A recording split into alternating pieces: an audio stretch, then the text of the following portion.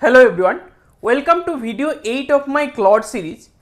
Here's a feature that instantly makes Claude Code feel like a senior engineer instead of an intern. If Claude Code is instantly asking, can I run this bash command? You haven't configured settings.json yet.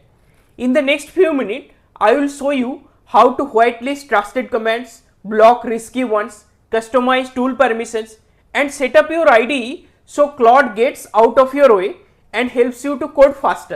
Now we will see what is there inside settings.json for Claude. So first thing what we have inside is permissions. Permissions are of two types, allow and deny. In the allow, generally we put this kind of commands. One example is bash of git status, git diff star, git log star, then mbn test star, compile star, also find grep commands, read and edit commands. In the deny list, generally we put like force commands of push force, rm, rf star, drop star, kubectl delete. These are destructive commands. So we have a rule of thumb that everything we want Claude to do silently, we put it in allow list. Anything destructive, we put it in deny list.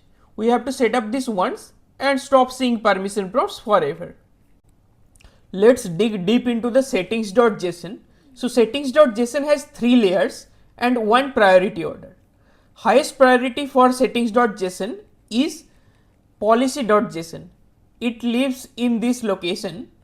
It is an enterprise policy generally set by your IT or security team and cannot be overridden by users. After that comes user level Claude settings.json. That is there in the root Claude directory. It applies to all your project, personal preference, default allow deny rules, generally we put it here. After that comes project level Claude settings.json. So it is project specific. We generally commit this to Git so that everyone in the team gets the same settings. The priority order is enterprise, then user, then project. So project level is getting applied for all. If there is something which is not there in the project level but there in this, then it gets applied. And we have to know that deny rule always wins over allow regardless of the layer. Now we will see how to put environment variables inside settings.json.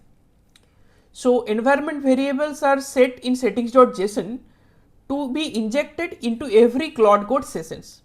We should never repeat these in our prompts again. Some example of environment variables are API keys, Java home, active Spring profile, etc. We can see one example of settings.json here. In the environment we have put Java home, Spring profile active, log label, maven ops, and in the settings local.json, which is generally git ignored, we have putted our Anthropic API key.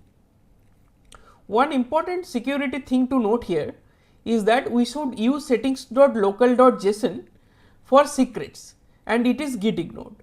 Settings.json which is committed should never contain any API keys or passwords. One last thing in this video, we will see that how to get Claude inside your IDE. So in VS Code we can go to extension and then search for Claude Code and click on install. It will be installed and you can do Claude Code open command and it will open. In case of IntelliJ, which is powered by JetBrains, we can go to settings, plugins and then again search for Claude Code and install. And in the tools we can open Claude Code and we can do all the stuff.